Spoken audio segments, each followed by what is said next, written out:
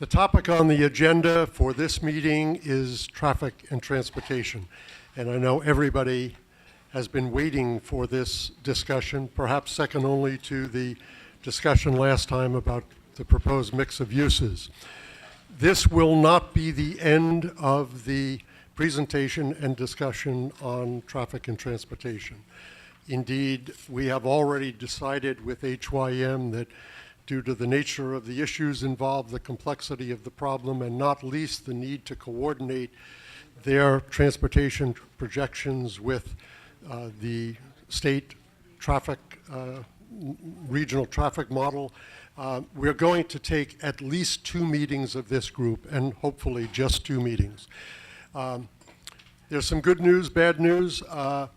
The information required to complete this discussion will not be ready within 2 weeks, so we are giving everybody the month of August off, and we will convene again as a group early in September, quite likely September 5th. As a result of this, there will be some delay in the projected schedule of presentation to the City Council. Instead of it happening sometime in mid to late September, it's likely to happen toward the end of October. So despite the delay, the good news is you'll have August off. The bad news is you'll be working in September and a little into October.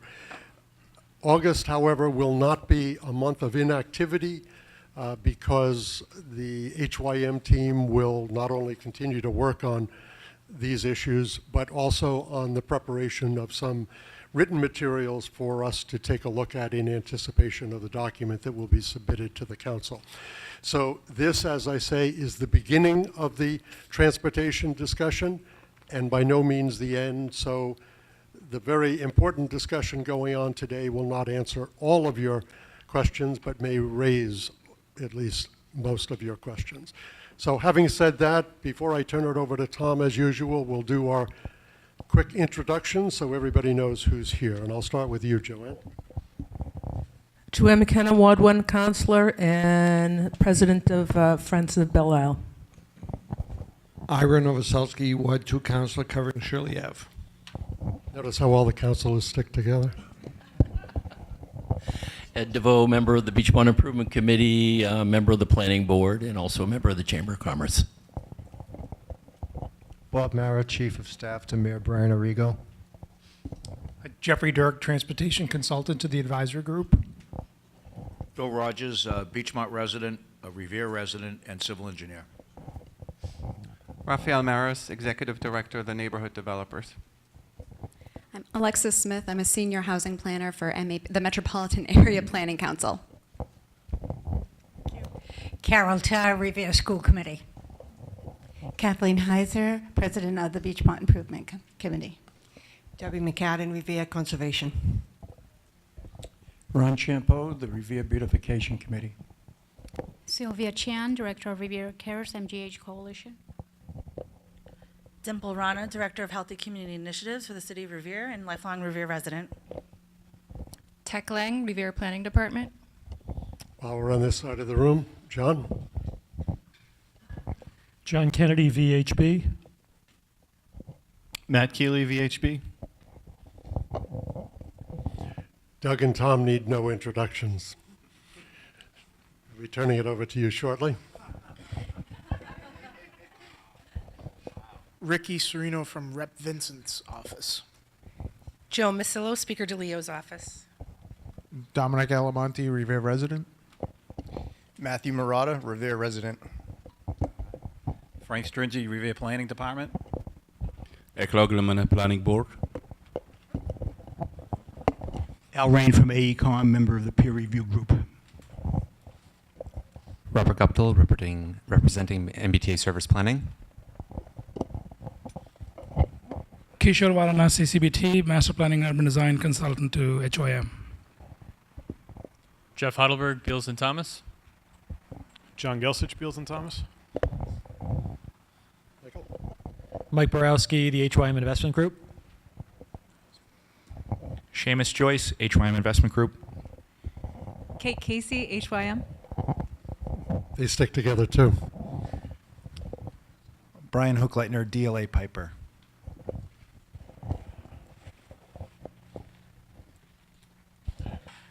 Mary Turner, Beachmont Improvement Committee and lifelong Revere resident.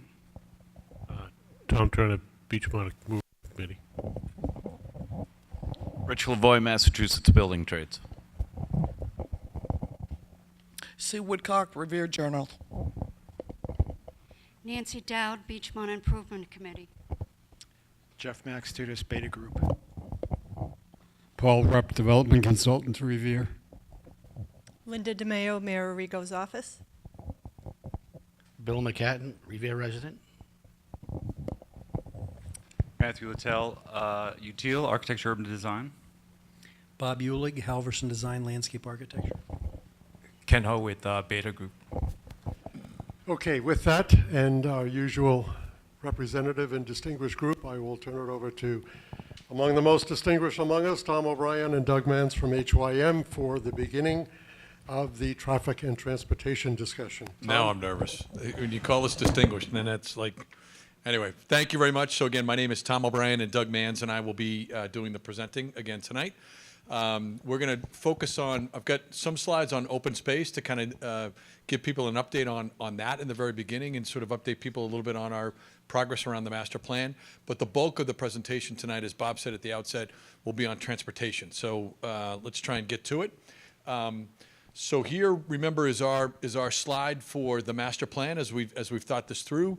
Clearly trying to think through block sizes, making sure that the blue line stations are our front door, thinking about the open space network and how the open space network can become special and something that will drive the overall development for us on the site. And then here's the Revere portion. So remember, the Revere line goes approximately along Sales Creek and then kind of comes this way toward the Global Oil property. So again, here's what the Revere portion of the site is. Remember, we're overall 161 acres. And the Revere portion of the 161 is, I'm looking at, say it again, 52, sorry about that, is 52 acres. Again, centered on the Beachmont T station.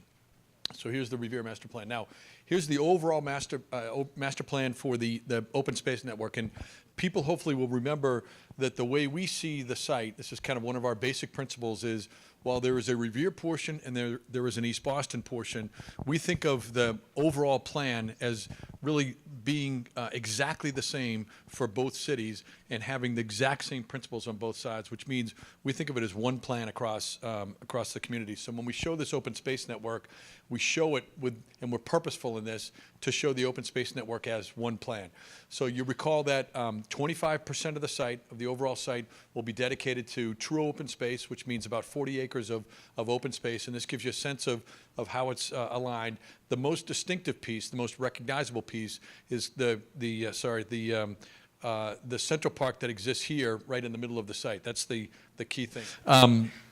So you can see, though, the most distinctive part is this central park here, which is about a 15-acre park. And from this room, out that window, you can get a sense of what the size of that park's going to be. So the park will basically go from the clump of trees that are on the right, those look like Japanese maple trees, that will go past the pond and all the way over to the left towards Sales Creek. So it'll be a huge piece of open space that will be the signature open space right in the middle of the site, obviously. And the Sales Creek piece obviously goes all the way through toward our Revere side as well. The creation of that central park also means that what we think will happen is there will be at least 4 distinct neighborhoods as we think this overall site through. There's certainly the neighborhood right here at Suffolk Downs. We start to call that, remember, Belle Isle Square. That's our Belle Isle Square section. This piece here, which we call the Panhandle for obvious reasons, this piece of it as it comes out toward what is today the driving entrance into Suffolk Downs. This third neighborhood here, which will be more in the central part of the site, which could have more of a commercial feel to it. And then on this side, the Beachmont side of it, the Beachmont Square piece of this, we think of that as obviously having a true mix of uses because we've worked so closely with you and with the mayor and with the city council to make sure that at least 50% of that site will be devoted to commercial uses. So it will be a true mixed-use site, this neighborhood as well. we've created a hierarchy of streets. So really what this means is there will be different levels of streets in terms of width and build out and how they look and feel with pedestrian and bike traffic. But there will be a hierarchy of streets that will be built in a way to serve the site in a particular manner. And we show this slide so it will inform your later slides on the overall transportation plan. But essentially what you can see by the width of these streets, there are some streets that will handle significant amounts of transportation or traffic as people make their way through the site. So Tomasello Drive, for example, is a main artery getting into and moving through the site. And as you branch off of Tomasello, there are other streets yet to be named, but are more neighborhood in flavor as you get to closer or deeper into the site as you think it through. But essentially, these are a mix of primary streets, secondary streets, and then tertiary streets, which are more, again, closer to neighborhood level. All through the neighborhood, all through the site, there will be a bicycle network. So we will have opportunities for people to ride bikes all the way through the site, through its entirety. And what this map kind of shows, you can't quite see the key, I'm sure many of you, but some of the roads will have cycle tracks. So these are protected bike raised cycle tracks that are built, right in next to the street. And Doug will show some section slides that will give you a sense of how some of these streets will be built out. And then in addition to that, there will be designated bike lanes. So these are protected bike lanes that are inside of the parking. You see some of these get built, in a variety of different regions around our region. So those will be protected bike lanes inside of the parking lane that exists, that will be built on these streets. And then some will be shared connections. So these will be smaller streets, smaller neighborhood-oriented streets that will have, perhaps some bike lanes that will be not protected by the parking, but still will be distinguished by paint and the like, right?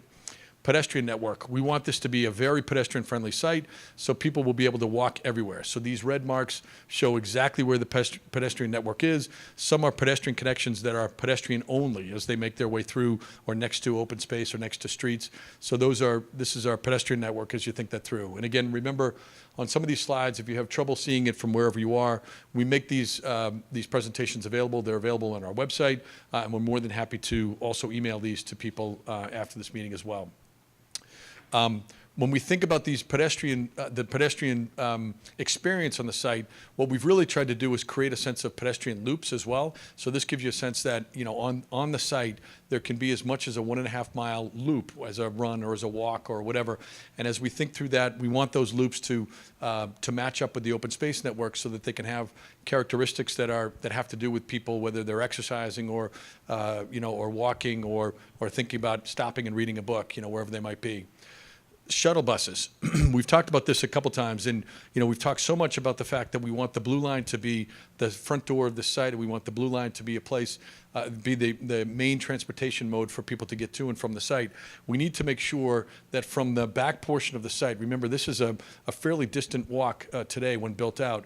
So this portion of the site to Suffolk Downs or this portion of the site to Beachmont is a bit of a walk. So particularly in the winter months, or when there's bad weather, the way we think about this is there will be shuttle bus loops that will be created. So we've created two right now, an outer loop route and then an inner loop route. And obviously, depending on the stage of where we are, the inner loop route probably happens first and gets built out first and operates first. These are shuttles that we would run. These are, this is what we would do.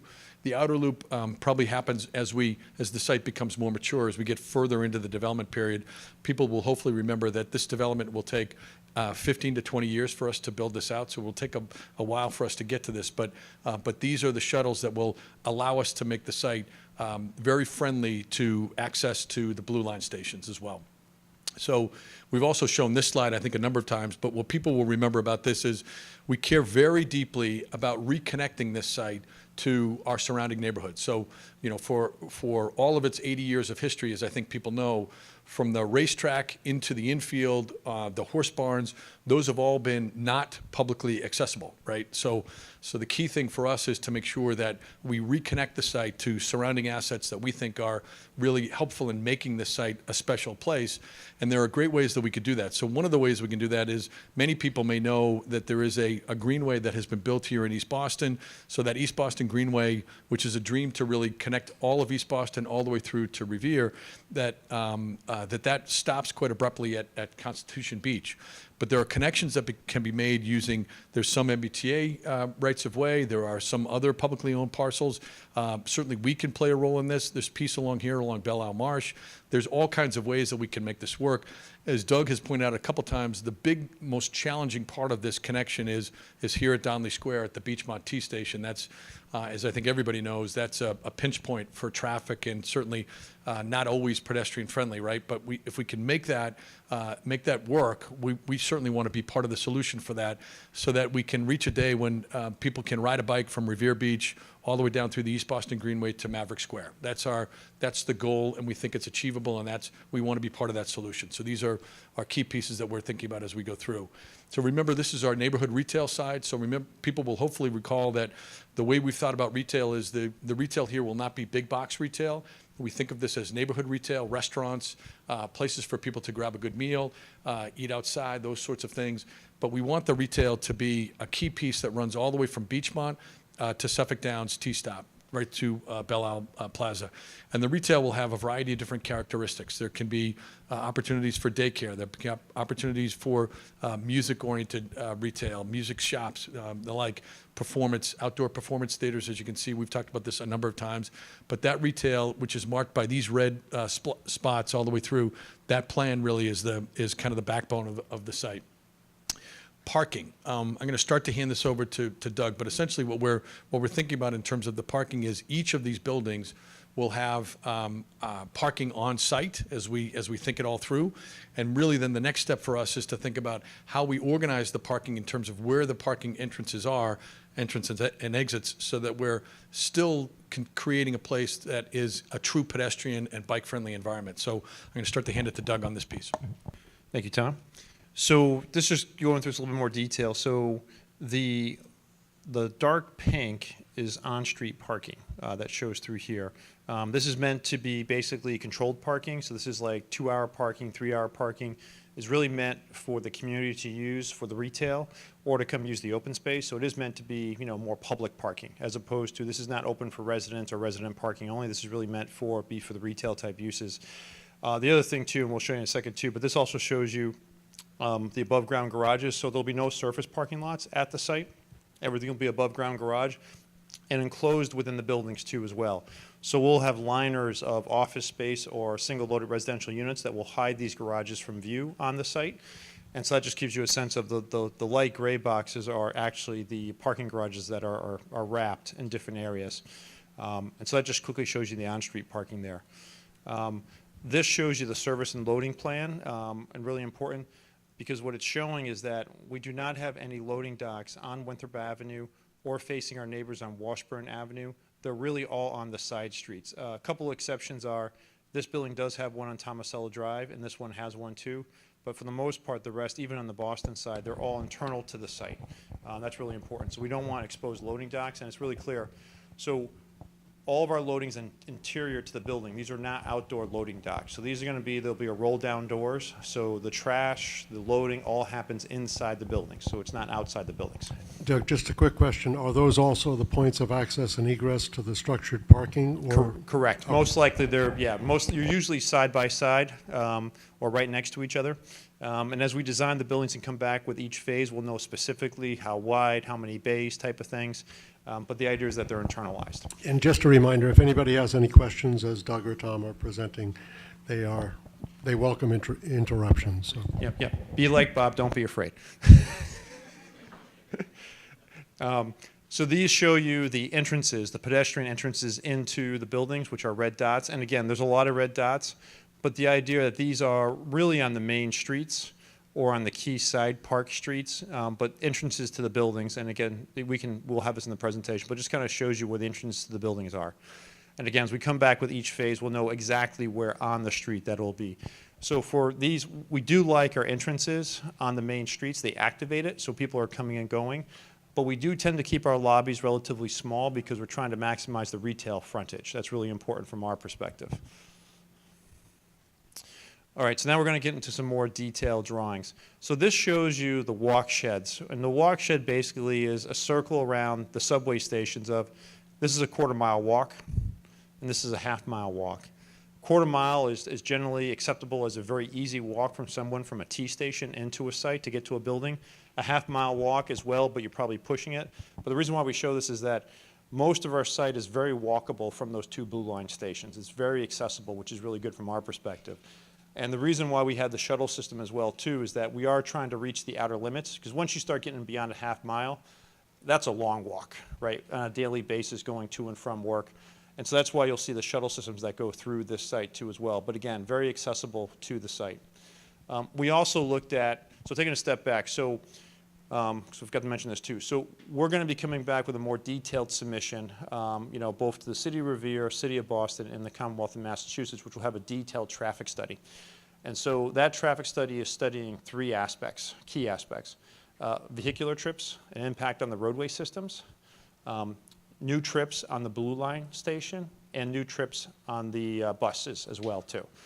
So it is going to be really comprehensive.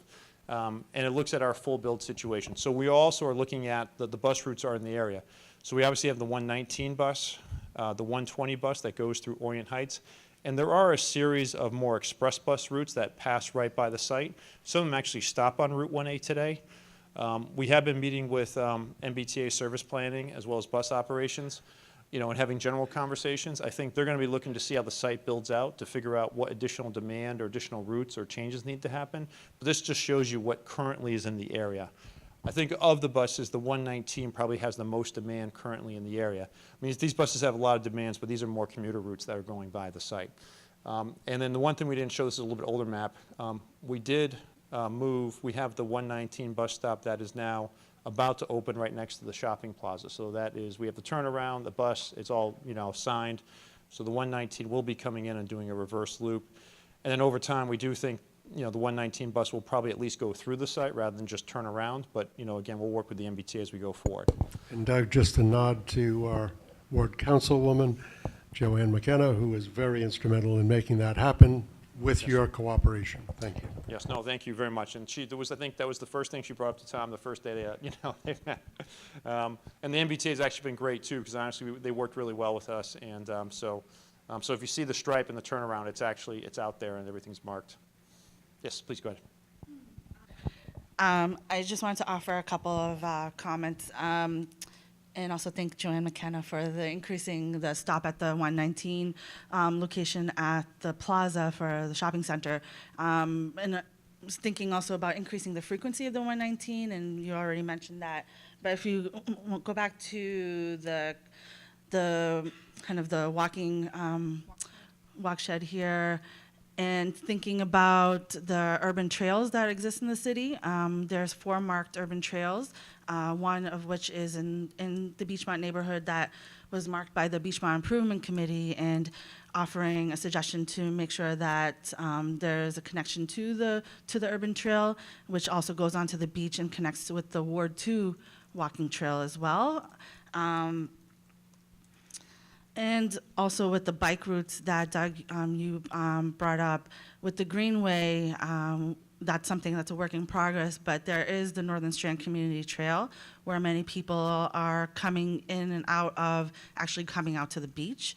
And so if we can provide an access from the East Boston Greenway through Beachmont into the beach, but then people can loop around down to Revere Street and Malden Street, and then get back on Washington Ave on the Northern Strand Community Trail, and that brings you up to Lynn, and then if you go back all the way down to Everett and to Boston as well.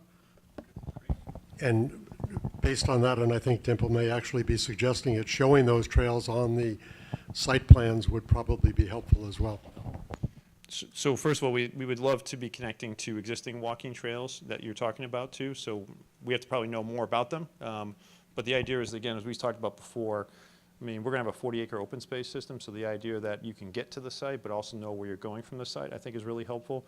And the Northern Strand Trail, definitely, we're very interested. I mean, I think we're really heavily focused, and VHB has been working really hard, and to be honest, it's the brain power of John Kennedy that's keeping us going here, on these really complicated stuff from VHB. But we are looking at trying to get the community path all the way up Bennington Street through Donnelly Square. So we haven't quite figured it out yet, but we are going to be coming back and showing that. But then from where it goes from there and what it connects to, I think is excellent idea. I mean, our perspective, we're trying to encourage as many ways for people to get here besides driving a car. Dimple, I assume you can provide that information to the HYM team? And Councilor McKenna has a question.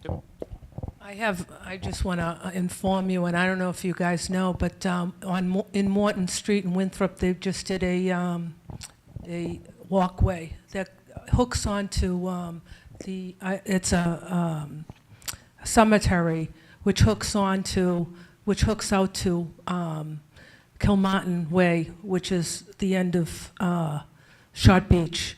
So there's a connection from Beachmont now to Winthrop, and if we could, in a little bit of East Boston now. So if we could go around there, around the marsh, with some sort of a walkway or a bike trail. I mean, it's halfway done as it is now, so it's just a suggestion. No, thank you. We'll definitely keep that in mind. Winthrop, where the Speaker of the House of Representatives lives? That Winthrop?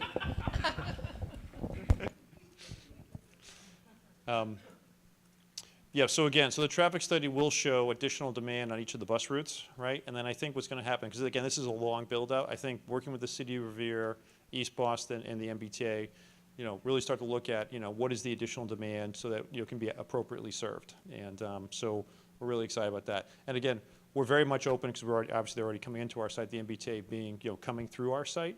But again, we'll defer to them a little bit on planning too as well as we go forward. Yep. Yes.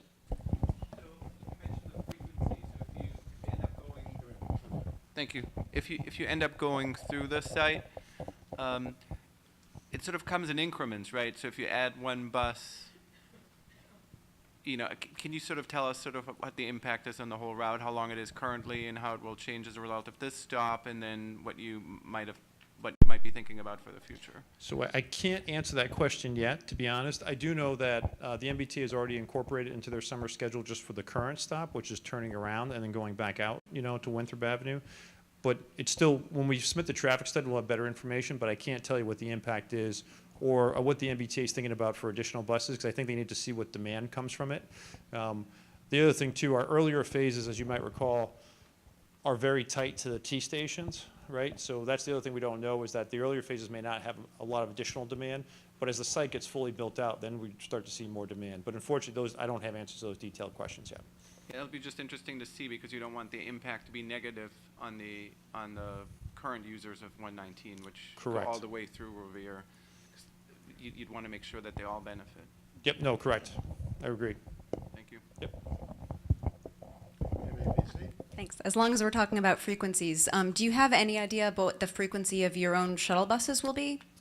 So at full build, we're probably looking at every 4 to 5 minutes is, I believe, what we're talking about at full build. And again, it's going to be based upon demand at the end of the day. And the other thing, too, is these are not, I want to say it's a bad way, but they're not cute, like 6-person, little mini buses running around. These are actually shuttle buses that are moving through the site. I mean, this is a lot of square footage. But the idea is that, and again, I don't know if I have, I don't think I have, I'll have to go back to it. As the site builds out, the inner loop comes into play first, because the development really does hug the 2 T stations, then it cross-connects through Main Street. And then as the site gets built out, that's when the outer loop starts to shift in. VHB believes that we'll need 2 routes, but the idea is that the inner loop will come up first, and we'll be able to evaluate demand and go from there. But the idea, it is meant to be a robust shuttle system that is running, and it's a private shuttle system. We're also trying to encourage, we'll show you a few other shuttle routes that we're doing more regionally. We're trying to avoid what Cambridge has gone through, where every single company has their own shuttle bus. And so now you have suddenly 7, shuttle buses all running in different directions and not full. And so the idea is to really come up with more of a centralized system that's an on-site system, but that also does some regional, and I'll show you that in a second. But every 4 to 5 minutes is what we think the frequency is. 4 to 5, yeah. Every 4 or 5 minutes, yeah. I'll just say every 5 minutes, just to be clear. Yeah, not 45 minutes, but every 5 minutes. It's basically a short loop. Yeah. Doug, I had a question relative to the shuttle buses, and their destinations, their pickups are within the development site. They're not going to places outside that site, correct? Yeah, right now, correct. I mean, I think we talked about this before too. We see those as really internalized shuttles for now. That doesn't mean we're opposed to, as we fully develop and go out, that there might be something else that desires for them to start to go off-site, or start going, in different directions. But right now, this is really trying to connect the entire site to the two T stations. So we're trying to make it as easy as possible for people to say, I'm going to go on the blue line, because even if it's raining, I can get right on the shuttle bus and not get soaked. I can get to any part on the site. And so that's the idea, is to really make it as TOD as possible. Right. And I don't know if you're going to get to this later on relative to traffic and all of that stuff. Washburn Ave, if I remember correctly, there is no traffic exiting from the site onto Washburn Ave. Is that correct? That is correct, yes. So there's no, Washburn Ave right here, right? Yep.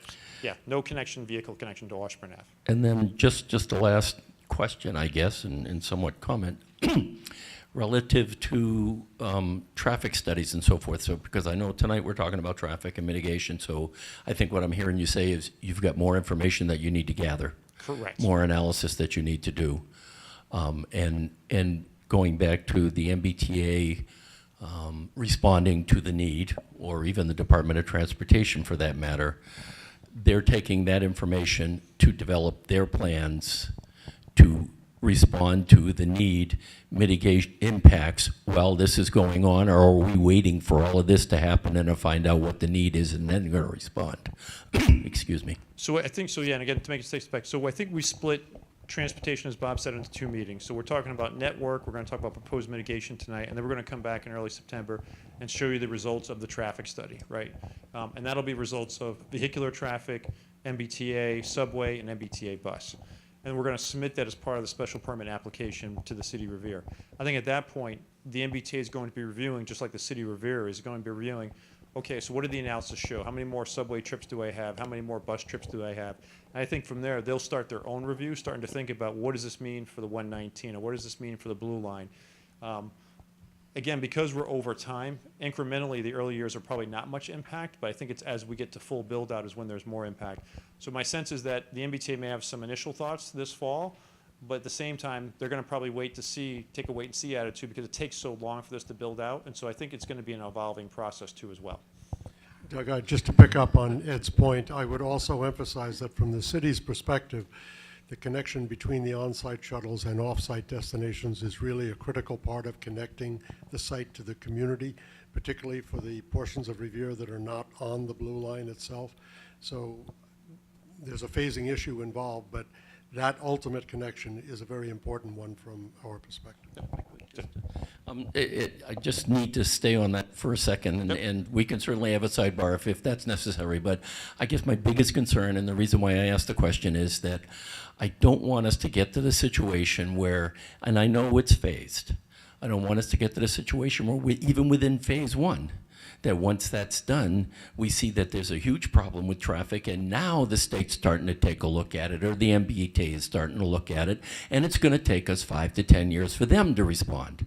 So I want to see somehow in this whole process with the city and the state agencies to make sure that they're taking your facts and figures based on that information, doing some planning, and being able to be proactive to what's happening here before, instead of just responding 2 or 3 years down the line.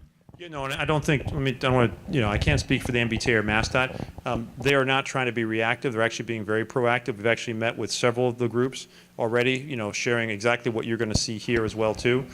So we're jointly working with them, because it is our burden to show that we can mitigate the traffic, and whether it's vehicles, subway passengers or bus passengers, that we can actually mitigate it. Again, I think the MBTA and MassDOT are waiting for the detailed traffic study so they can see, and we're looking at impacts both interim as well as full build, so they need that information in order for them to respond to that. So we'll be meeting with them. For the record, the MBTA is at the table. Yes. So. All right, I'm going to continuing on, and this just shows you the current existing transit services. Again, the 119, this is an older map. Again, the 119 does come into the site and go back out. Here's the 120, obviously the Blue Line, and then several buses that go past the site. So shuttles are really important as well for us. And again, this goes back to the comment of we're going to have 8 million square feet of office space on total on the site, and almost 3 million square feet in Revere alone. That we're not looking for 10 different shuttles from 10 different companies crossing over each other. So the idea is to have a robust shuttle system program. And we look at specifically key destinations that are hard to get to. So the Blue Line is great because it really does connect the downtown core. back to this site, and it also connects directly to the Orange Line, which gives great access to Back Bay as well, too. As we all know, Seaport is kind of one of those places that's hard to get to. And so the idea is that we'll be running a shuttle route that goes directly to the Seaport route, and then also running a shuttle directly to South Station. And that's very purposely because we're trying to pick up the commuter rail network. So this already happens today. Kendall Square actually has direct Easy Ride Shuttle. I don't know if any people are familiar with it. It's a private TMA, or Transportation Management Authority, that's contributed by companies, and it basically runs from Kendall Square all the way back to North Station, and it runs on a very frequent business cycle. And it's also open generally to anyone, right? I mean, if a building belongs, you actually get a sticker, you know, so you can go onto it, but anyone in the public can actually pay $2 and do the ride too as well. And so we're looking at replicating that both at South Station as well as North Station. And those are really important to us. We are also looking at doing a shuttle route. As many of you may know, Chelsea Station, there'll be a new commuter rail station where the Silver Line intersects in Chelsea. We can actually do a shuttle bus route from our side that cross connects. And what we're trying to do is we're trying to pick up Newburyport, Rockport lines so people can actually take the commuter rail, come down, not go all the way into North Station to have to come back out, but they can actually cross connect here. And these are the things that we're looking at within our shuttles for the mitigation program. We also show this. We are not taking credit for this, but obviously longer-term vision, I know that the city of Revere is very focused on a connection between a potential new commuter rail station at Wonderland to the Wonderland Blue Line station. That's even a better connection than going to Chelsea, to be honest. It's much closer. But that definitely is a game changer, for Revere and East Boston. But again, that's not in our control. There's a different developer. That might start with shuttle buses, maybe it becomes a people mover, but that's something that's long-term is probably important for the region to figure out. But again, we're not assuming that. Many of you know the Silver Line has expanded and has actually gone through up to Chelsea, a new branch line. Probably not today or in the earlier phases, but at full build-out, we will definitely be talking to the Mbta. We've already brought this up to them. We may have enough demand that instead of doing shuttles that are running from our site, that we actually pull a branch line from the Silver Line that actually comes to the site. But again, it's very hard for us to tell the MBTA what that demand is until we get through the traffic study, and we also have to see how it goes with demand too as well. But that could be a really important connection in the future. And again, it's literally so close to us. All right, so traffic study. So this may be the largest traffic study done. So all of these circles are all of the intersections that we are studying for this traffic study. I think I'm going to look at John and Matt. What are we up to now? 59 intersections. I think the casino was in the high 40s, maybe. So we've actually sat with the City of Revere, City of Boston, BTD, MassDOT, and we actually expanded. So all three entities had additional intersections they wanted us to add, so we did, agree to that request. But this shows you what the traffic study is going to be based upon, what it's really studying. So it is quite extensive. So we go from the tunnels and basically follow the intersections all the way up into Lynn, to Route 1, Route 1 and 16, so pretty extensive. And obviously the concentration gets pretty dense as you get around the site. So those are all the intersections that we're studying. And VHB has the great joy of actually writing up every single one of those intersections too. So a lot of information. We're going to go through some of this too as well, but this is showing you where we're looking at proposed mitigation already. I'm going to go through some of these in much more detail, but this is just a kind of an overview. So major mitigation will definitely be on Route 1A between Boardman Street and Revere Beach Parkway. Winthrop Avenue, almost this entire stretch from Donnelly Square back over to Route 16.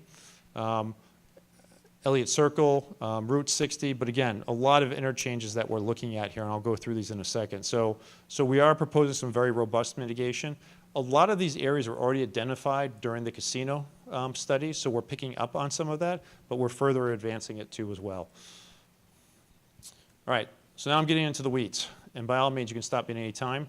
But, okay, you can stop me now.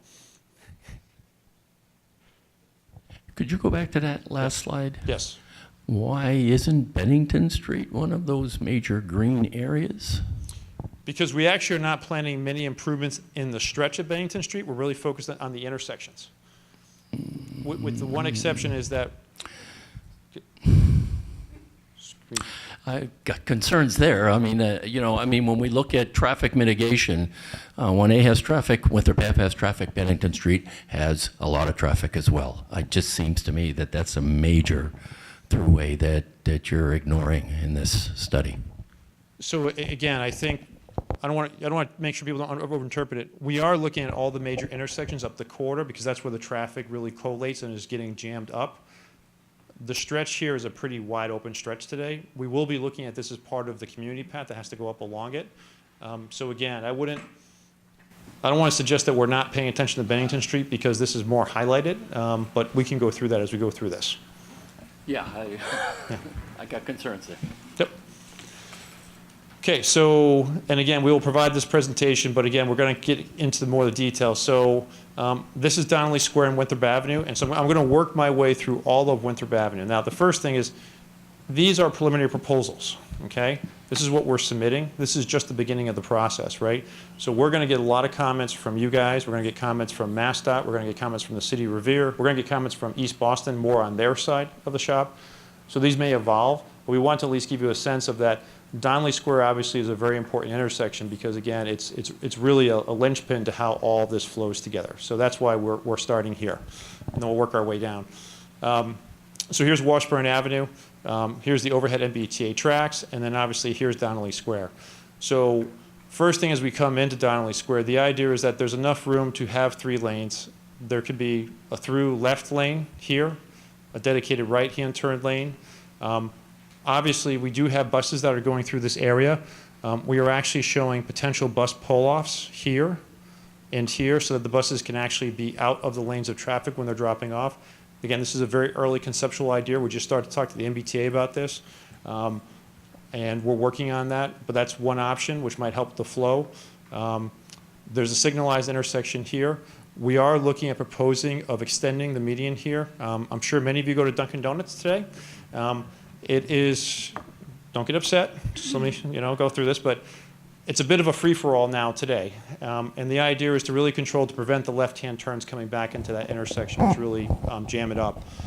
People can still come Doug, down. I can assure you the people at this end of the table are champions of that Okay. idea.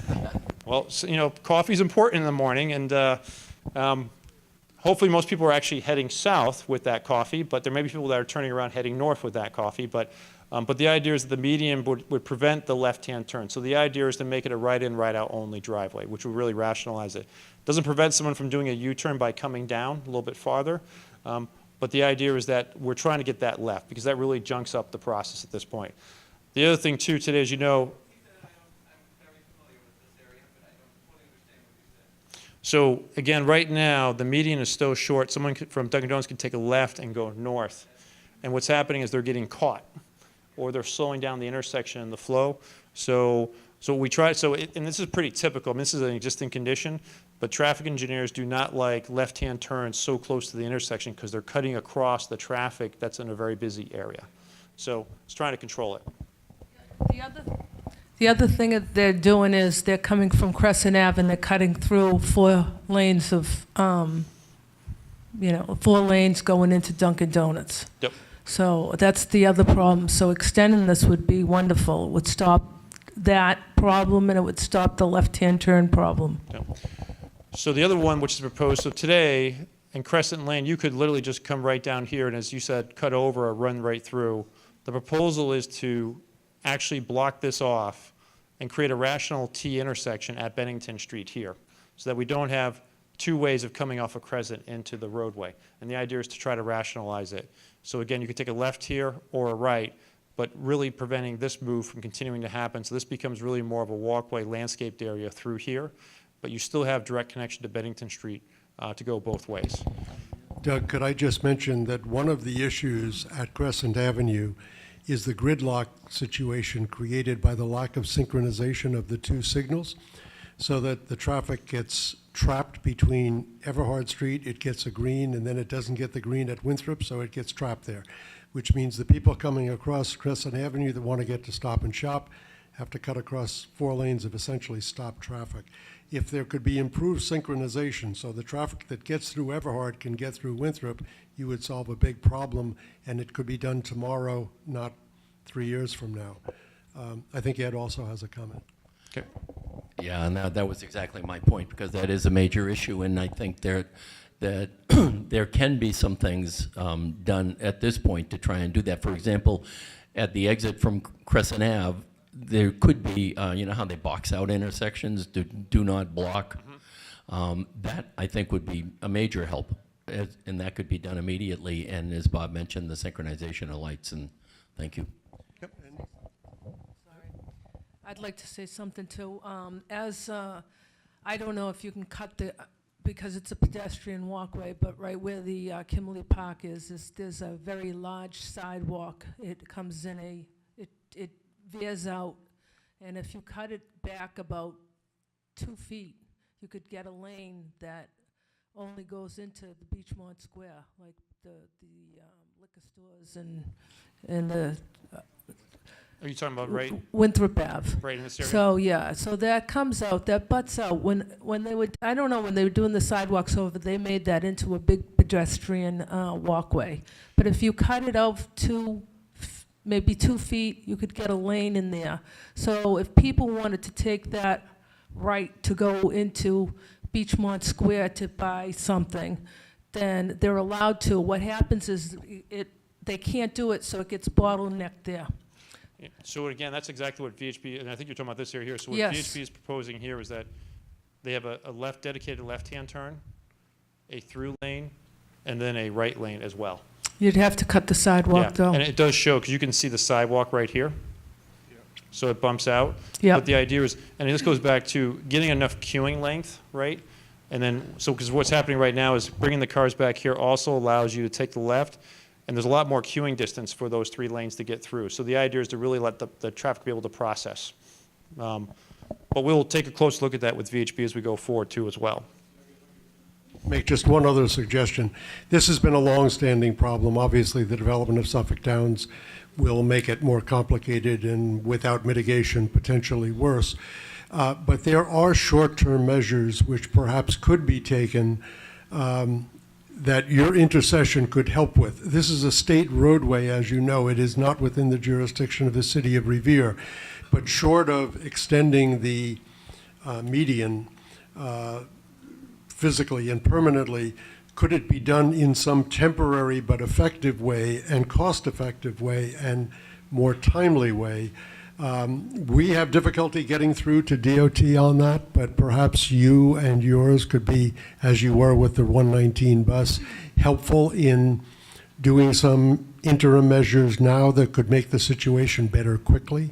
Yeah, so one of the things that we've done on other larger projects, it brings up a good point. So you're going to see a lot of mitigation that shows up.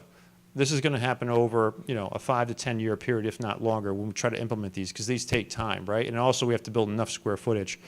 We're definitely not opposed to interim measures that might help out. And what we typically do as part of the permits as we go through it, we end up with a mitigation schedule that's really tied to square footage over a duration of time. And there may be some things that are like, do not block the box. Very easy to talk about. A simple median extension. But we are trying to tie it to the level of traffic that's coming through. But just like we did the bus stop, I mean, we're definitely open to short-term measures. I think VHB is here. We'll definitely, listen to them and talk about them. I think we have to look at just to build out what it means and how we go through it. But, we clearly want to improve situations even from day one when the first phase is going into the ground. So.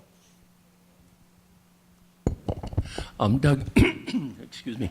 That is good, because I think that initially we need to make some changes now to cut down the problem that exists there, and it would be good to do that. I guess in part of, what I'd like to understand is when we look at this, and this is traffic related, all of these improvements, changes, or whatever they're being proposed that need to be discussed will all be part of the PUD that's going to the city council, so that detail will exist there. And the build out, the changes that are going to come from that will happen within this first phase of the project? So, and again, we're still working through as to when these happen. I will tell you, if the first phase is at Beachmont Square, we're talking about a lot of this stuff happening earlier on, right? Because we're already reconstructing Winthrop Avenue. Right. So, but we still need to go through the traffic study to understand the implications of that and understand what our first phase is. But the answer is, what you're probably seeing on Winthrop Avenue and Donnelly Square to Route 16 is likely in the part of the first phase. When I say part of the first phase, we typically do these improvements before we open the first phase. You guys may still want stuff earlier than that, and that's where we're trying to get through, like, get the submission in, you guys can see everything, because one thing we got to start to do on our side is tally everything up. Yep. Right, because there's a lot of things that are going on. But the answer is that if we start at Beachmont, a lot of this stuff has to happen because we're almost redoing the whole corridor in front of our project for that. Yeah. Yeah, and I'd just like to see as the plans develop and before it goes to, or when it goes to the city council, some sort of timeline so that we clearly understand when this will happen. Secondly, and maybe this goes further on in your slides, I don't know, is pedestrian traffic, is that coming up beyond this? Or should I ask about that now? You can ask about pedestrian traffic here now. All right. When we look at Donnelly Square, not only is there issues with vehicular traffic, but there's also issues relative to pedestrian traffic. And what we've been trying to do is to make Donnelly Square a walkable square. Okay. Understanding that there's a lot of traffic that comes through, but we need to put controls and systems in there that are going to make that square much more walkable. Not only just controls, but also sighting. We talked about doing like a big red square to make it look like a square, a pedestrian square, not just a throughway. So we want to put out to you at this point in time to, in your plans, be thinking, what can we do to the surface area, to the landscaping in that square to make it more pedestrian friendly than it is today? Bob told us to start at Donnelly Square. So Bob and I spent 3 hours, and Tom and Dino have spent hours just looking at this, but I really do think it's a big mistake if you shut off Crescent Ave one way, going towards Beachmont Corner. I think there's a bottleneck that happens on Crescent Ave if people can't get out. Maybe if you could consider it be one lane, so it can just, so people can take the turn, go into the, like, where the stores are. But I don't think that you should cut it off. I mean, yes, make it more pedestrian friendly, but I don't think you could cut it off. I think maybe you should just have like signage on the asphalt saying this lane is going, left-hand turn only. Right-hand turn only, and then have the other entrance, going towards Boston. But I think you could have it there, make it two ways. They could go to take the light to go to the left to go to Broadway, or they could go to the right to go to Boston. But to cut that off, that's going to be a big mistake. And if you stand there for, I know the area so well because I've been brought up there, but we sat there, Bob and I know Tom and Dino sat there. That would be a big, gigantic mistake because it would, traffic would end up all the way up to Crescent Ave. So first of all, Councilor McKenna, really appreciate the comment. So again, this is what this is meant to be. We want comments and feedback like this. So we'll definitely talk to VHB about it. There's definitely a balance, right, which is, how do you prevent the people crossing over 3 lanes of traffic and gumming up the intersection? And how do we also not create an unenforceable, situation for the, Revere Police Department too as well?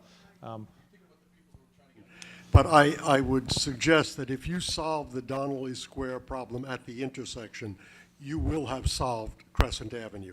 Crescent Avenue is a problem only because of the gridlock, or primarily because. And that's, of course, should be, I think, one of the major concerns, if not the major concern. And I think that when we're talking about whether it makes more sense to close one of those roads or leave one of those roads open, I mean, we're thinking about 2 places where they have to cross, and then they're coming also from the T station side, especially the Seacoast kids, who all seem to stop at Dunkin' Donuts before they go to school. So we have a lot of foot traffic there, and I think just the crossing guards is not enough to make sure that we provide a safe road to school for these children and their parents and their caregivers. Thank you. Yeah, so again, I think this is a very early conceptual plan, but this should not make it think like we do not care about pedestrian cross. I mean, you can see actually them there. And also the way this typically works is that these will be conceptual plans. They'll be submitted. And then the idea is to get consensus on generally what should happen here. And then after approval, we start going through detailed design, working with VHB, the state, and the city And then we start getting into a lot of refinement. Well, what happens? Where's the crossings? What kind of signalization happens? And it gets really more detailed. This definitely has a benefit to the school children because there's one less street you have to cross. We understand we got to definitely balance it with how do we get access to Beachmont Square and how does it flow. So these are definitely great comments that we'll take in. At the very least, obviously this intersection has been touched in some time. Even if there's still access, from Crescent Street, it could be definitely narrowed down and necked down so that, at least the kids are, crossing much thinner strips of road, which I think is really important. And we want this to be, am I too close? We want this to be as pedestrian friendly as possible because we really see, again, our part of the square as an extension of the square. So there'll be a lot of back and forth on this, and then you guys also need your consultants to look at this in detail too as well. MassDOT's going to take a lot of detailed scrutiny on this, so there may be some evolution of the plan, but the idea is to make the work this all better for all modes, pedestrians, bicycles, and cars. So I also want to share that this is a very important pedestrian access point and also marked on the urban trail. So our urban trails are walking routes, but also provide actually more of a connectivity to the schools. So the walking routes start and end at the schools. So this would be either going home or walking to school, a major roadway. And I also wanted to ask about the bicycle infrastructure here. So part of the extension and kind of the holdback with the East Boston Greenway and what the Landline Coalition has been working on is that there hasn't been actually any movement from Mass DOT on Bennington and Winthrop Avenue to have more bicycle infrastructure, even though there are bicycle signs on Revere Beach Parkway. So before you actually get on Winthrop Avenue here, there are signs that say that bikes are able to share the road, but they aren't marked. It's not safe. And so, what is the consideration here for either a shared lane for bicycles, but also even maybe a protected lane that could be used both for pedestrians and for bicycles as well? So we're actually. So there's a little echo. So we're looking at two potential options. Definitely bringing at least bicycle lanes through the whole intersection, but more importantly, we're trying to look at can we get a community path that goes through. We are still working on that coordination between this plan and the plan that VHB is working on for this kind of East Boston Greenway to come all the way up. The one thing that could be at risk, I'm just being open and honest, in order for Donnelly Square is the pinch point, as you can imagine, right? It's the narrowest point along the whole corridor, and we need turn lanes and a lot of other things have to come into it. So it does mean that there is some on-street parking that could be at risk as we come into Donnelly and as we leave Donnelly, because at some point we start to run out of room in the cross section. So we're going to come back later, probably in early September, with a better plan to kind of show you how do we get bicycle facilities through this. But there's no question we want bicycle facilities that exist basically, all the way from Orient Heights on Bennington, all the way up to Revere Beach. We prefer it to be a real community path, right? So 12, 14-foot wide path that can go all the way up. We don't know yet is that it gets really tight here. So maybe it's a community path that unfortunately has to transition either to sidewalks and something else, but it's the pinch point. So because we haven't solved it yet, that's why we can't show it yet. But the idea is that it works with this, so it goes through. And I'll show you some things on Winthrop Avenue too that we're doing, which we're really excited about. But we do have a cycle track all the way along Winthrop Avenue and a sidewalk, so that'll be really good. So we have a lot more going on, which is actually going to come down through here. But so this section here is the worst section. On Bennington Street, once we get south, the road's really wide and there's a lot of shoulder. There's a lot of room for community path or cycle facilities. It's just getting through this is the pinch point, so we're still working on it. Doug, I would just note for the record, I presume you're going to take a left onto Winthrop Avenue, Yes. which we probably need to do sooner rather than later, but the graduate engineering program at Northeastern University devoted a lot of concerted and creative attention to Donnelly Square, Elliott Circle, and the connection between the two. And particularly with regard to the connection, they came up with some very interesting multimodal strategies for reducing roadway width, expanding bicycle tracks, etc., which we will share with you. We also, as you know, with Vanessa and Associates, Jeff Dirk is here at the table, are looking at the waterfront traffic circulation, including Elliott Circle, and there are some interesting recommendations coming out of that, which I think would be relevant to your work as well. That'd be great. So I'm going to move on to the next slide, but I will say, as you guys have other comments, feel free to email them to Bob, feel free to email them to us, right? We're open to comments. And again, we're going to be talking about this through the fall as well, too, so this won't be the first or only time you're going to see this. It's going to continue to evolve. So I was going to say it at the conclusion, but let me say it now.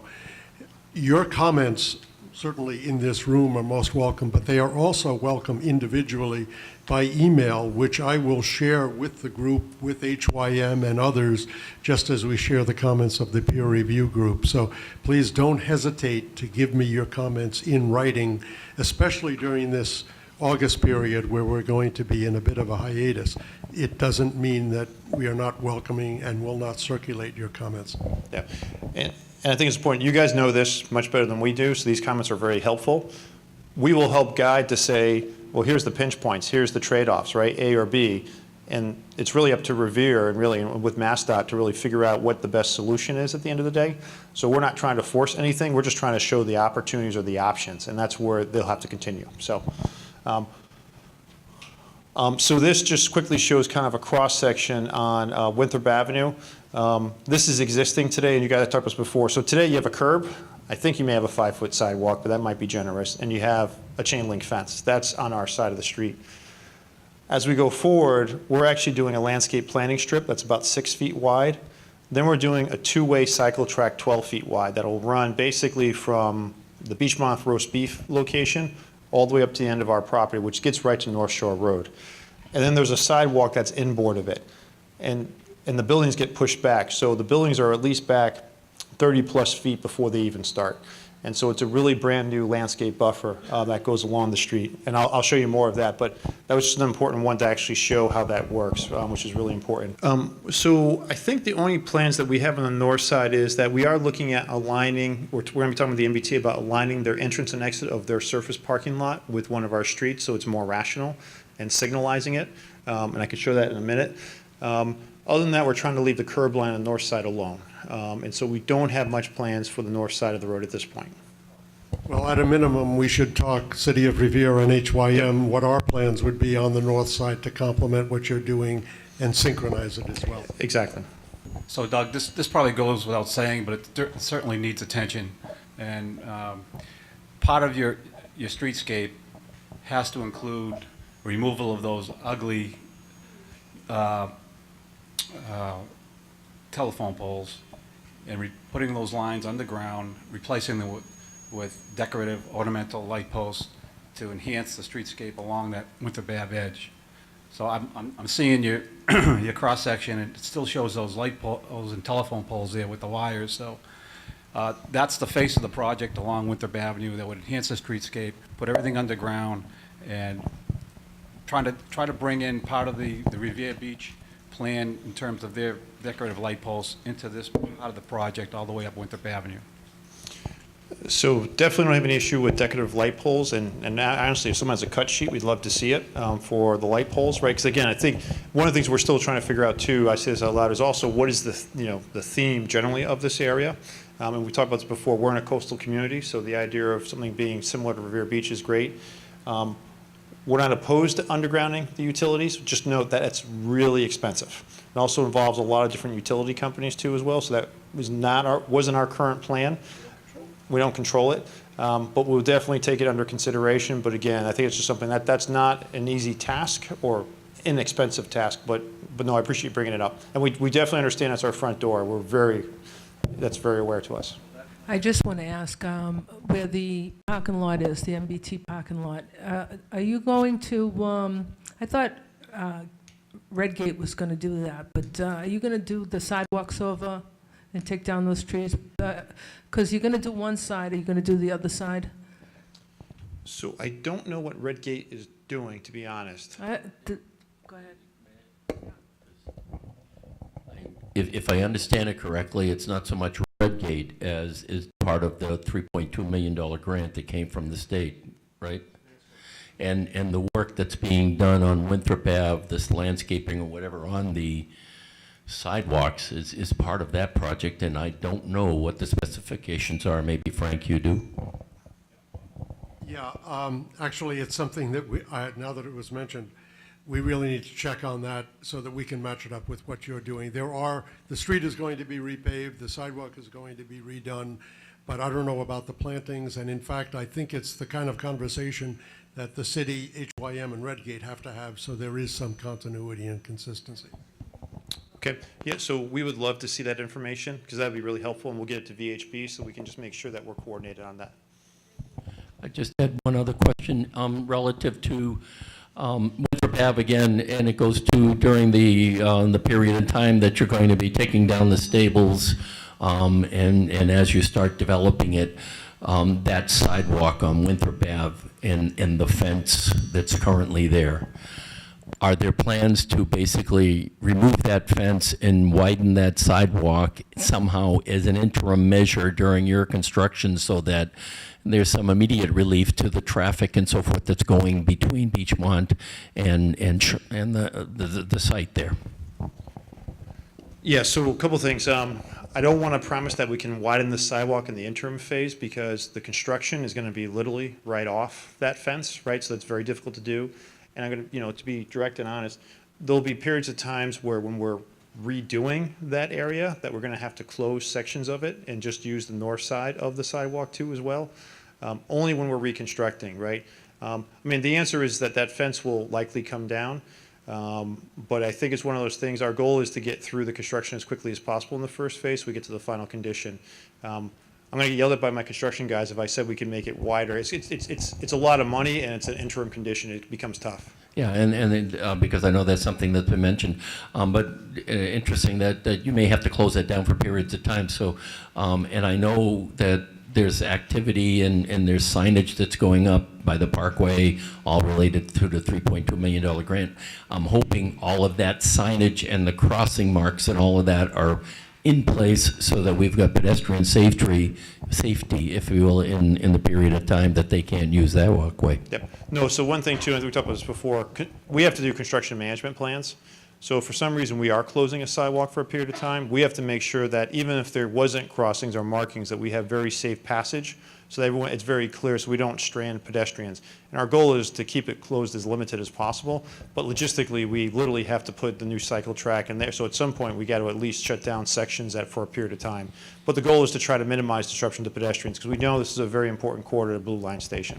Doug, I think we better start moving down Winthrop Avenue to get to the Parkway, to get to Route 16, to Route 1, et cetera. So just encourage you and encourage ourselves to be restrained in our comments at the moment. Well, this is a big one for Winthrop Avenue. To Frank's point in the ornamental lighting, you have the opportunity to make Beachmont, that is our gateway. What I have seen in the conceptual design, and I understand it's conceptual, but your loading dock and everything, and tell me if this is for another meeting, let me know, but the loading docks are not facing Winthrop Ave, they're not facing Washburn. However, we have a nice 30-foot setback, 25 to 30 feet, but what we are looking at as we're trying to promote a walking area, a bike area, we are looking at the garages on that phase. I think it would be to our advantage if we had retail on Winthrop Ave, inviting people to Winthrop Ave, not having to go in, coming to Winthrop Ave and saying, gee, that's a really nice place, I want to stop. Not just going into the complex. I think to make it a walking area would be a great idea with something for us to have there other than the parking lots. And I'm not sure if this is for now or later, but, okay, great. Especially, I think, if you're going to put a hotel on Tomasello Drive, there'll be people walking from there to the T stop. It would be nice if there were coffee shops and so on the way. Yes, so just to be clear, because some of these drawings aren't that detailed, there won't be an exposed parking garage on Winthrop Avenue, right? So they're going to be interior to the buildings, right? So you're going to have either single-loaded residential units or parts of office buildings that actually front right on Winthrop Avenue. So it's going to be active. But for the retail will be on Winthrop Avenue. One thing that we're working on is how much retail, like we definitely want retail to be on Winthrop Avenue as well as within the site. So we do want it to be more continuous too as well. And this setback, be careful, like the setback's not a 30-foot like no-go zone and just landscaping. It's actually meant to be a very active pedestrian bicycle network. So the idea is that the cycle track's closer to the road, but then the sidewalk zone's next to it, and that'll be right along the buildings. And so we actually do expect, especially on the corners, that retail will be actually on Winthrop and facing Winthrop. We're also looking for front doors. What we're trying to avoid, though, is that we're not putting main building entrances on Winthrop Avenue because we don't want pull-off and drop-offs. We want that really to be internal to the site. And we'll have a better idea of where the retail lays out as we go through each phase, but we definitely are not looking to preclude retail on Winthrop Avenue. In fact, it will actually end up being on Winthrop Avenue quite a bit, especially if I go back, well, I don't want to go back, but the Innovation Center, which is right in the square, which is on Winthrop Avenue, that's retail basically all around the building. But it will be on there. And the, And I think, well, the struggle we always have, and I'm just, going to be honest here, the struggle we always have is, how much retail can we populate? I think if we're really successful in that first phase, which has a lot of retail on Winthrop Avenue, I think that'll help encourage retail continue to go up the block. The good news is that we do have a great connection at North Shore Road, which will be a feeder for us from that neighborhood, which is a good thing. So yeah, I think, and again, these are earlier conceptual plans, but we're not opposed to retail following up the street. just to clarify, the garages are not exposed to view from from Winthrop Avenue or Correct. any other place. Yeah. Correct. They are not.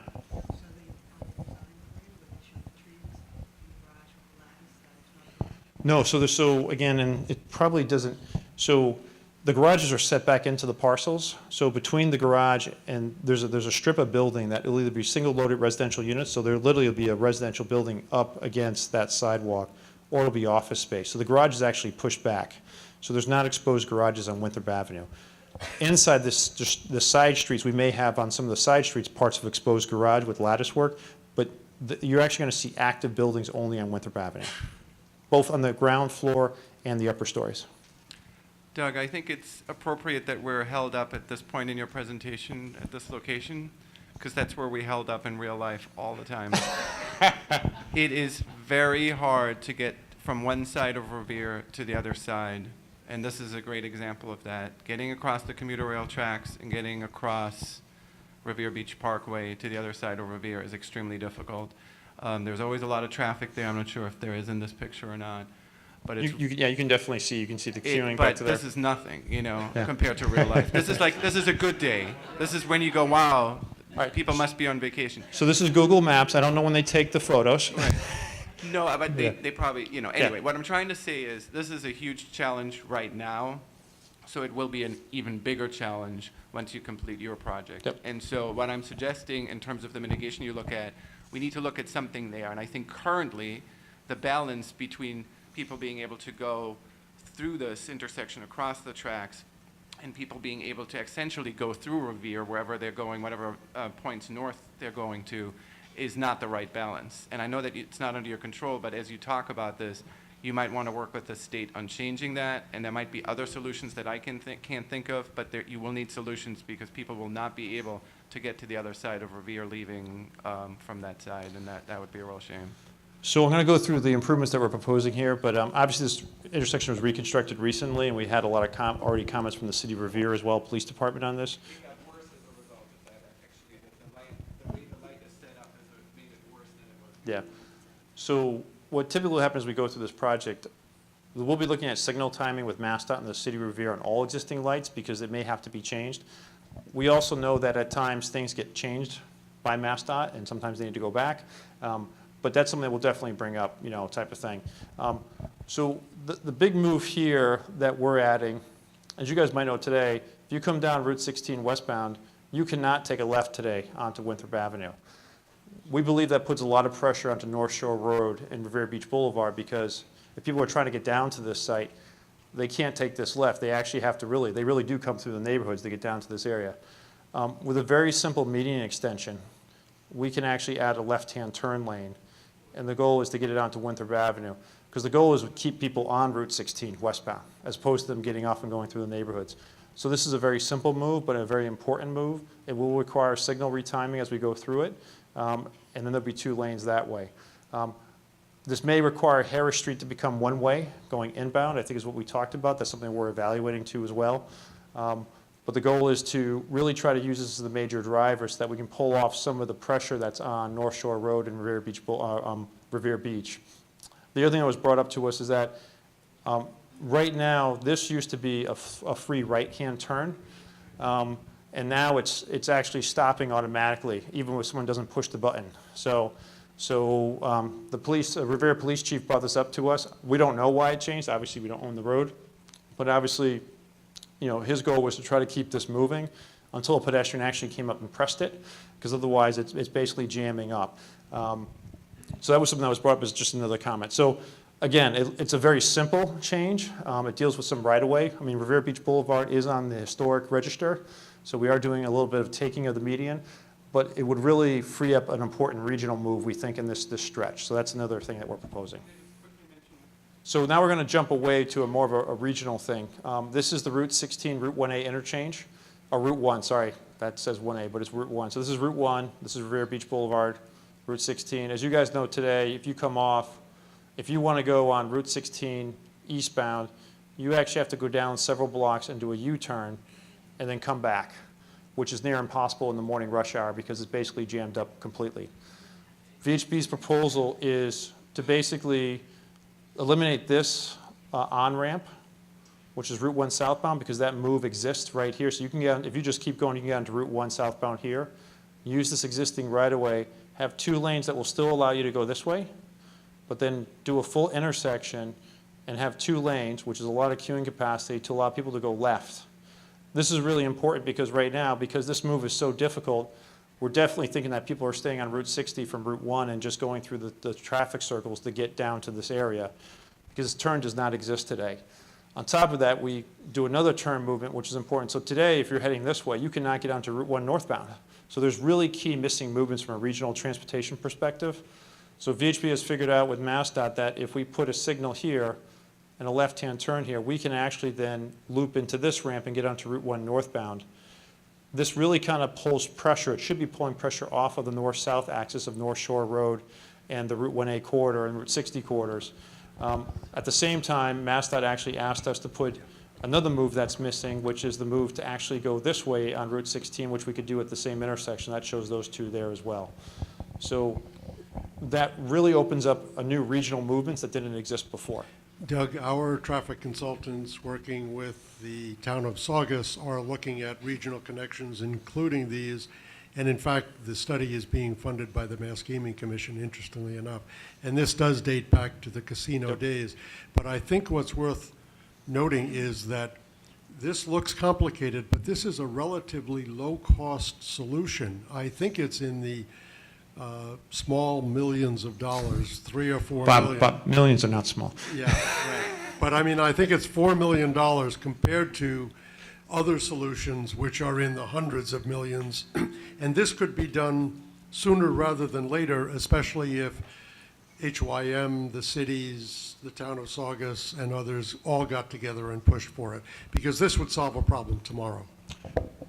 Correct. I mean, so, and again, I look at John here too. I don't think this is a complex technical thing. This is a complex permitting thing, because we also deal with Revere Beach Parkway, which is DCR, and also historic register. So there's a timing issue, I think, with this. Correct. Yep. But correct. I mean, I think this is a relatively easier solution to some of the other things that we've been challenged with. But I think it really creates some very important regional moves that just don't exist, which now are probably really important, especially to the north-south of what's going through Revere and East Boston today. And the city of Chelsea would be a big fan as well. Yep. Okay, so this was a little bit out of sequence. Now I'm jumping back to Revere Beach Parkway. So now this is really showing the improvements that we have within the middle of the corridor. So a couple things. So we've met with the city of Revere, police and fire. So one of the things that doesn't exist today, as you guys might know, there's actually no break in the median today. So the fire department, when it comes out, has to go down to turn around. The police department has figured a way how to sneak out on this side. Yep, but the fire trucks can't get there. So one of the things that we're actually evaluating is that, and I know it was studied before, but actually breaking the median. And so VHB is looking at this. This might be one of those ones that has an interim phase before a final phase. We do show do not block the box markings there type of thing. But obviously, the majority of the Revere calls are actually this way, so it's really inefficient for them to go around. But so anyways, that's a more recent thing. The other major improvement on Winthrop Avenue is, so today Tomasello Drive goes out to here. It's very close to the North Shore Road intersection, which doesn't leave a lot of queuing space. So the idea is that we're actually going to shift Tomasello Drive, shift it almost mid-distance from where Revere Beach and Winthrop split off and North Shore Road. And these will be all integrated. So we get a much better timing sequence and better queuing capacity over this corridor. Because today, because these are so close, these are really hard to run concurrently because there's very little queuing or storage capacity.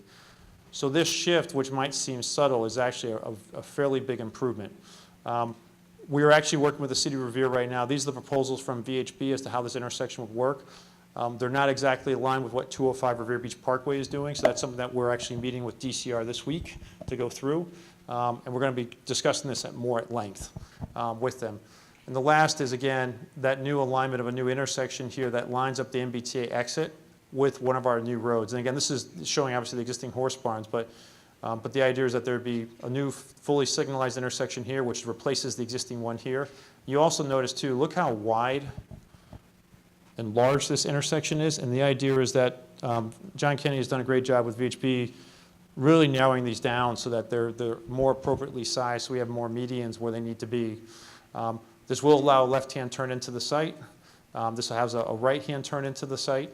And obviously we still have the left-hand turn into the 205 Revere Beach Parkway. We are showing the sidewalk on this side, which allows pedestrians to cross in much shorter segments. Today, the proposal is for a very long crosswalk on one side of the street, which is not as ideal, so we are working on that, and we'll be working with the City of Revere and MassDOT and DCR on this as we go forward. Doug, just a point of clarification, as was made before with regard to Winthrop Avenue. Although the moves and signalization here were done to facilitate the development of the 205 Revere Beach Parkway site, technically they are being done by the City of Revere under the terms of the Mass Works grant. Yep. So Redgate and the hotel developers need to be involved in the conversation, but it's probably technically between HYM and the city. Yep. And DCR, et cetera. Yep. No, thank you, Bob. Appreciate that. Hey, Doug. Ira.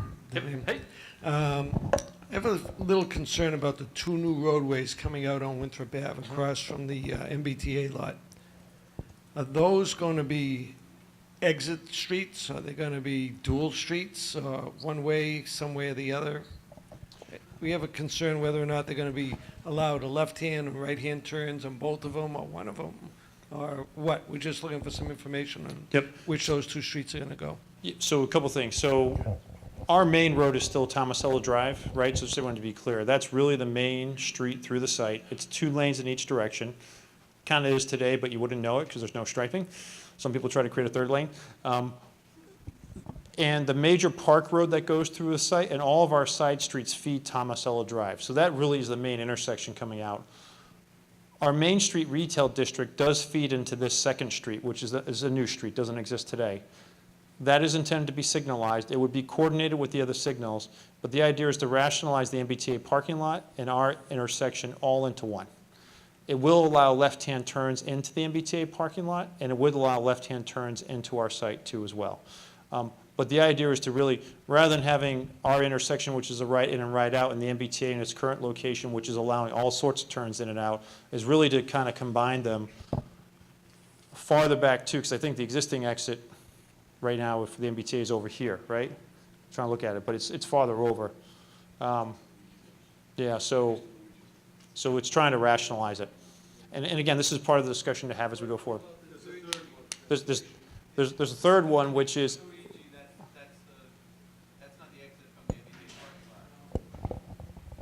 yeah, this is the other side of Washburn. This is the existing intersection. This is Washburn. We don't change it. Oh, and the last one is here. To make it clear, Doug, you're talking about moving the entrance to the parking lot. Correct. And aligning it with your roadway. Correct, yeah. So the MBTA entrance, which again, I'm always forgetting whether it's, I think it's. There was a 3rd street coming out of there. Yeah, so we have a 3rd street, which is here. This is a right in, right out only. Can, Unsignalized. You can only take a right in or take a right out. It's unsignalized. can I ask a question?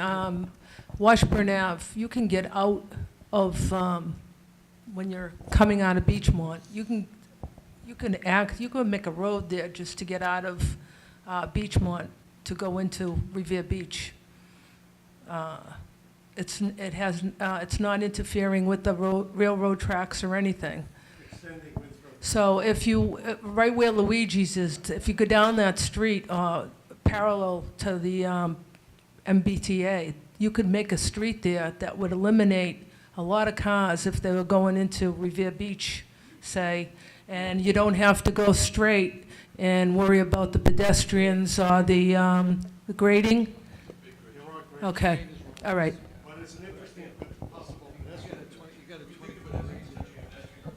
Yeah.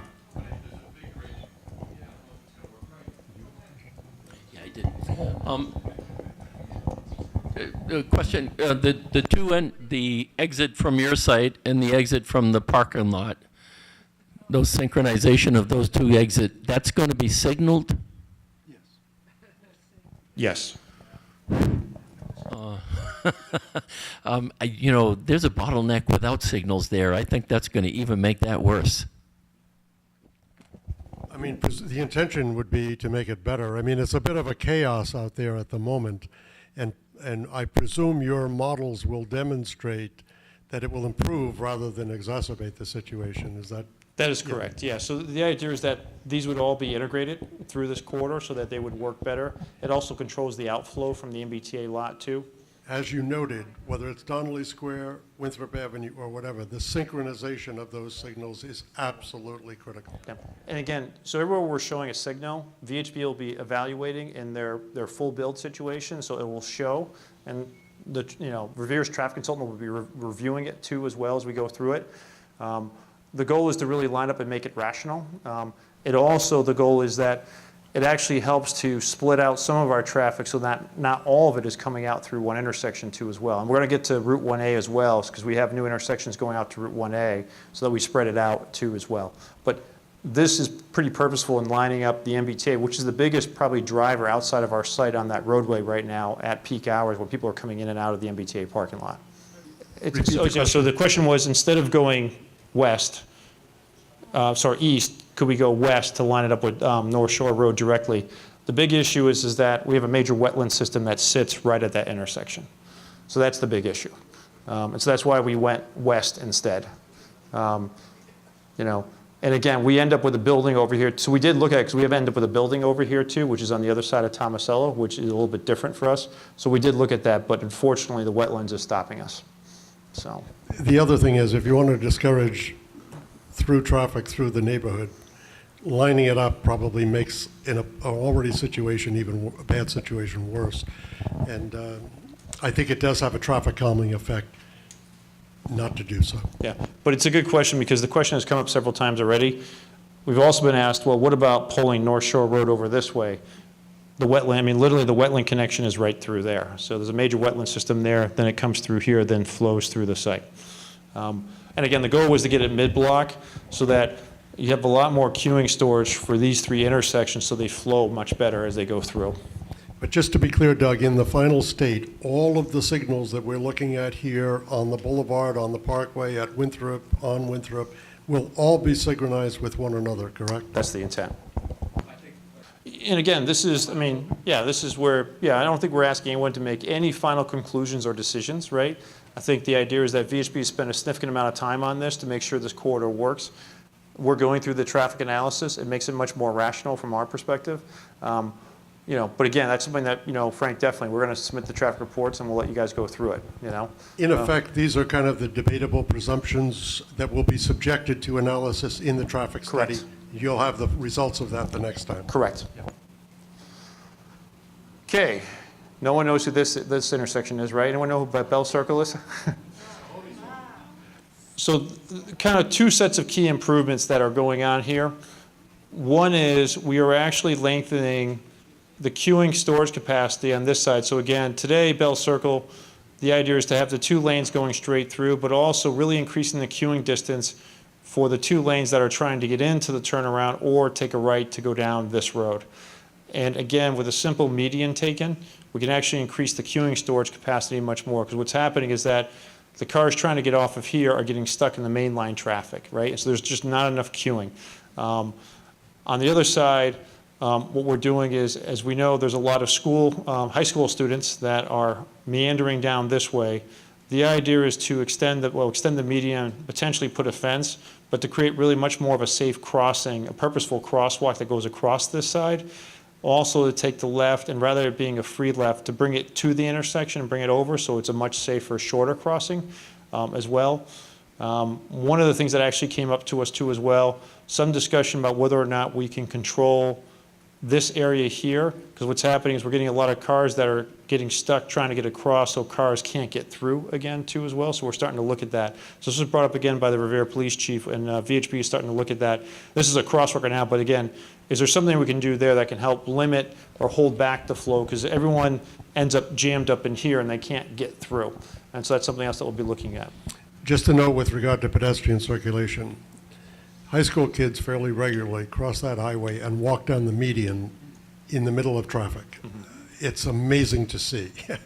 And something needs to be done, perhaps in conjunction with the school department, to deal with that issue, because I thought a bus had broken down and everybody was walking to safety, but it happens every day. So you might want to think about that. It's a little off your scope there, but relevant to the circle. You know, and again, I know that MassDOT, typically the fence is the way to go, but it also has to be purposely put so that you still can't walk next to the fence as well, because otherwise you just walk next to the fence. But the idea is that there's got to be a much safer, more defined crossing situation at the end, and then we can work from there. So just a few comments. We've done several walk audits here and also with MassDOT, and talked about also the feasibility of safer crossings for students and pedestrians, and even thoughts of a walking bridge over, so that the kids are going to cross the street anyway. But how do we make it safer for them? So I was also one of those kids and having to cross this, and something that I've advocated since I was in high school, and still hasn't changed. It's actually got worse. The fence actually, when it went up, the kids actually put holes in it and were cutting through. So they were also cutting through the Comfort Inn parking lot, Necco, and then another hole to not just get to the high school, but to also now the Rumney Marsh Middle School. So I also want to mention, if you're coming on Revere Beach Parkway into Bell Circle, right now, Mass DOT also changed the signalization or at least the right on red, where you can just stop and go. And so that's actually increased the backup on Beach Street. And so when the signal does turn green and you're trying to get across, now those cars that are coming off the Revere Beach Parkway are also moving. And so now you have 2 bottlenecks happening, people trying to now go to the other side of American Legion, Lee Burbank, but also then across to Shirley Ave, and then to the rest, connecting back onto the parkway. So there's quite a few different areas here, but I just wanted to make those comments. Hey, Doug? Okay. If I may, just a little clarification on what Dimple was talking about on that Route 16 access into Bell Circle. The biggest flaw that I see in the timing is the folks coming off 16 that want to go to the registry of motor vehicles, because they come around the circle and they hit a red light, and 99% of the time you're going to get a tractor trailer or 4 or 5 cars that beat the light and cause gridlock right at that coming around the circle after the center cut on the circle. So I have mixed emotions on the right on red. I know Chief Guido pushed that when they were building the bridge on Winthrop Avenue to make that happen. And it seems to work out. They have those elephant steps to guide the people. They can only go right to Wonderland. The question is whether or not they can put a yield there on the right on red to make, because they're coming into a rotary. And 99% of the time when you come into a rotary, you have to yield. So I have spoken to MassDOT engineers. I talked to John about it. And it's something that has to be looked at. But the biggest thing here is timing. You know, you can do some things in widening the road, coming into the rotary off Lee Burbank Highway to allow traffic to go more to the Wonderland side. But that queuing space between the first set of lights and the set of lights coming around the circle right at the plaza, the shopping plaza, at the triangle there, is a big problem. And that's the same type of problem we have down on North Shore Road at Tomasello right now, that queuing, that stopping area is being filled, and it shouldn't. So we'll definitely work with VHB on these comments, and we'll also report back when we talk to MassDOT too as well. I mean, again, obviously this is a very challenging, there's a lot going on in this circle. And so the idea is to increase queuing capacity, get some better pedestrian safety for the high school kids, but I think we're going to be talking about this and thinking about improvements for a while on this one. This is the other reason why we also like the Route 16, Route 1, because part of the reason we're trying to do is get traffic off this corridor. You know, if they're regional, to stay on the regional highways. One other thing, on that new crosswalk that you want to do on American Legion Highway southbound, you're producing a new crosswalk there for the kids and coming across that triangle. What happens after that? Because now you have Everett Street, which is blank right now. You know, where do they go from there? Do they walk through the parking lot? And what do they do when they go on the next road on Beach Street, where 99% of the people, and I say people, not only kids, are crossing at that bus stop that's on the bridge, coming off Shirley Ave, crossing Shirley Ave, the kids coming home. We've tried to get MassDOT to do a crosswalk there, but they say it's too close to another set of lights, and there's a set of lights there, and there's a set of lights on Beach Street at the American Legion Highway that they should be using those crosswalks. But you know people, go as the crow flies, the shortest route.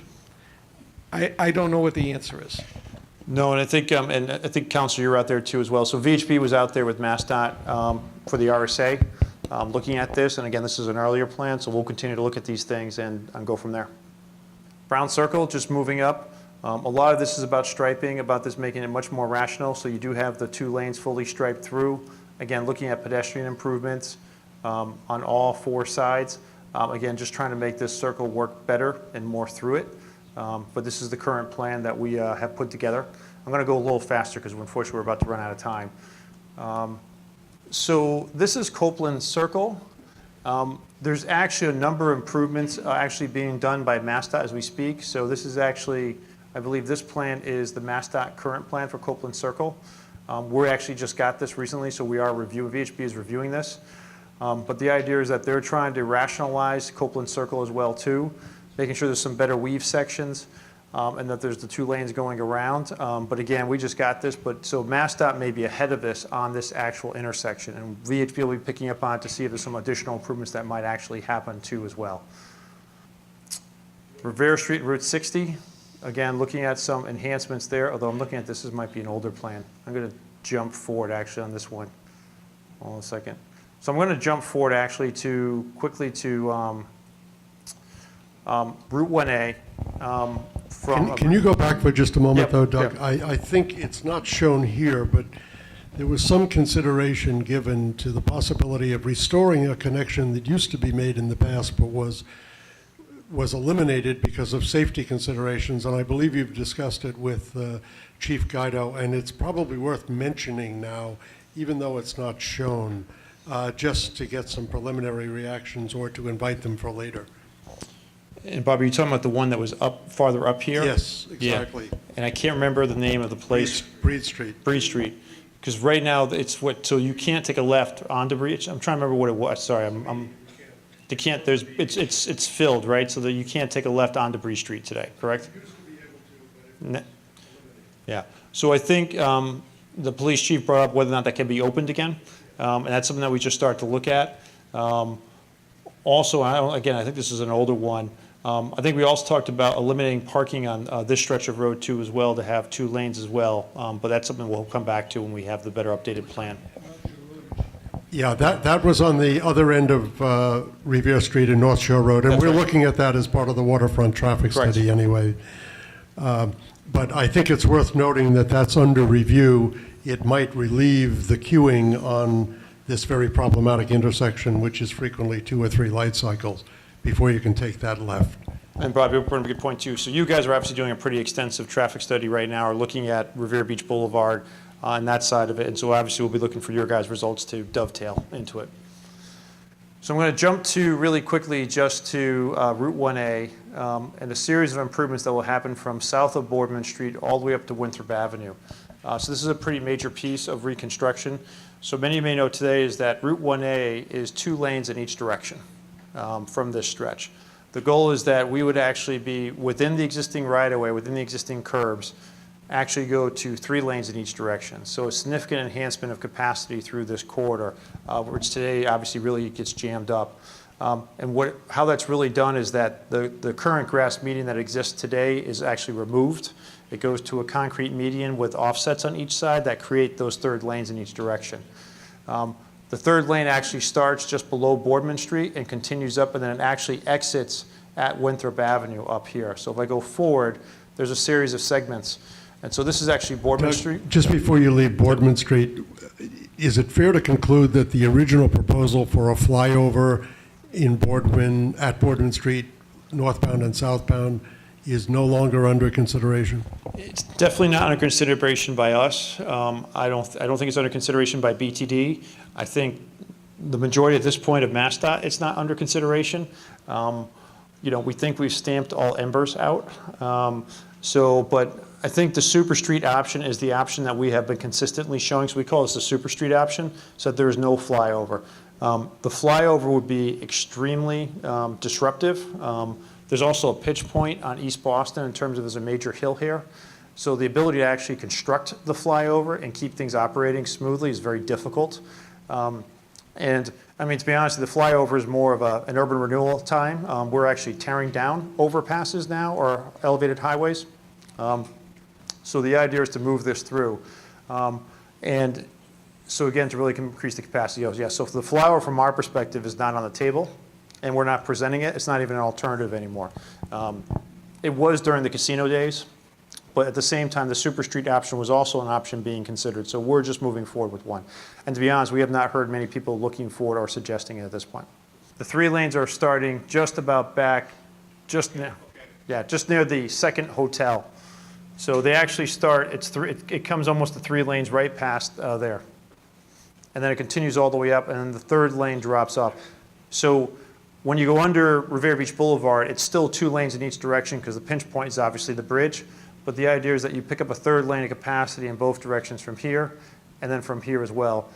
One improvement, actually, I'm going to jump forward for a second, where it really helps out.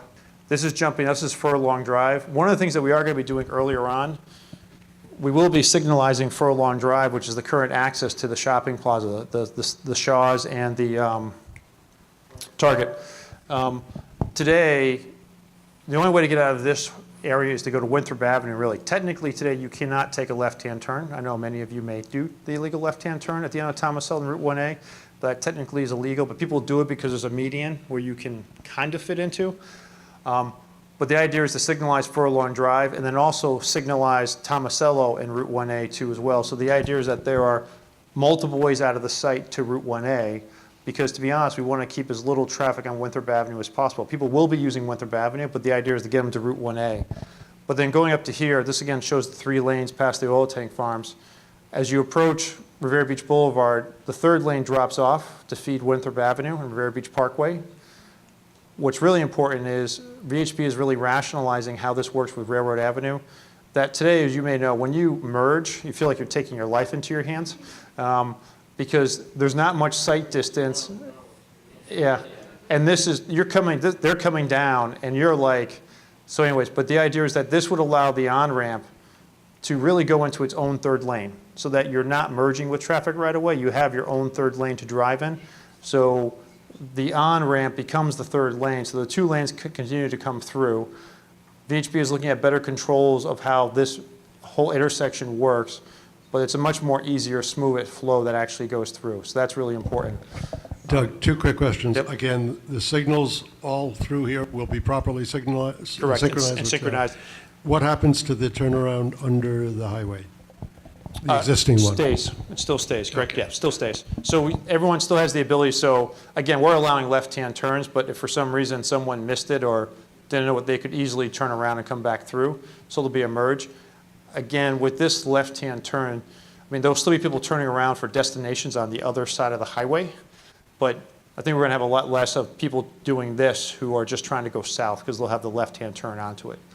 So this also, this whole super street is also has a concept called Michigan lefts or deferred left-hand turns, but it works a little bit more like, you cannot take a left in reverse direction. You have to go down to the next reverse U-turn, which is down farther, and then you can come back.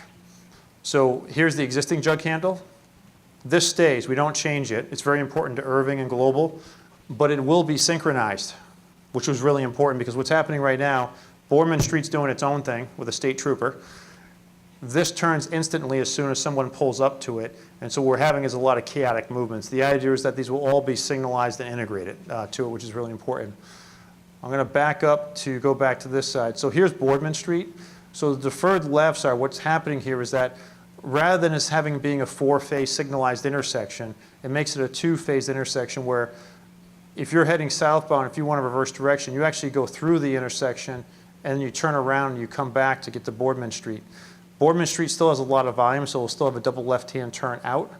But the idea is that all these signals will operate on two phases. It makes the corridor move much faster, considerably much faster. So if these people are coming out of Starbucks, they're trying to get to Boardman Street, they would be required to go down, turn around, and come back. Someone coming down Route 1A would be required to go through the intersection, turn around, and come back through. If they're coming to Suffolk Downs or Orient Heights, there's a smaller turnaround here where they can come down through and turn around there. Again, this is, so that's that turnaround there. And then if they're coming north, they actually turn around through our signalized intersection that allows them to reverse direction. And then Thomasella will have 2 lanes out this direction and 2 lanes going north in this direction. So 2 lanes to 3 lanes, synchronized signals that go all the way up the strip. And again, if I go back to this one, a lot more rational of what's happening right up as you get towards Winthrop and Revere Beach Parkway. This is a major reconstruction of a project. This is probably not in our first phase, it's probably in our second phase. And VHP's been working with MassDOT on this, working with BTD as well, and we'll continue to refine this plan as we go forward. But it's basically 3 lanes in each direction, 11-foot lanes. They're still wide lanes. I mean, a part of it, we have truck traffic on this segment too as well.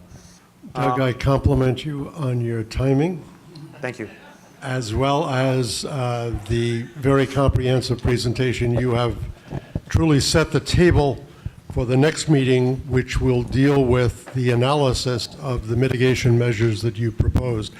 I would encourage everyone, as soon as this is available on the website, to consult it and ask any questions or offer any comments that you have with regard to any of these matters in email to me, which I will circulate to all of the other members.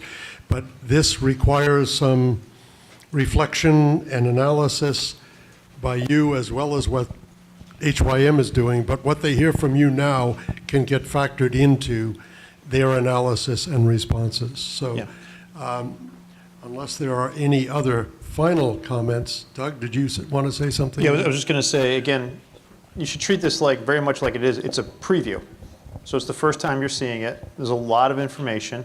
There are also a series of smaller intersections that we haven't shown yet that will show up in the next presentation.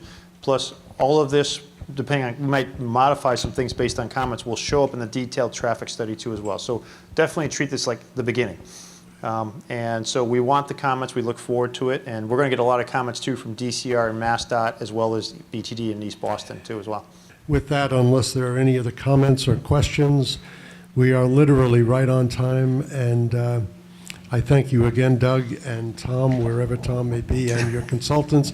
And all I can say is John Kennedy must have that bag of tricks at his ready disposal, because he's going to need it to evaluate some of this. John, we're glad you're on the case. Thank you. Having said that, we will accept the move to adjourn. Thank you. Thank you. Have a good night.